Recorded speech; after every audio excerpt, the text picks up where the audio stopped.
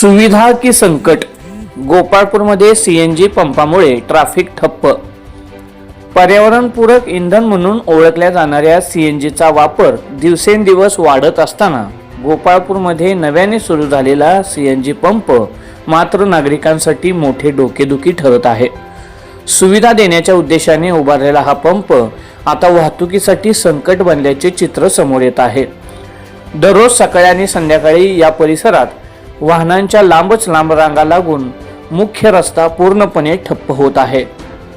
विशेषतः शाळा कार्यालयीन वेळेत वाहतूक कोंडी इतकी वाढते की नागरिकांना तासनतास अडकून पडावे लागते.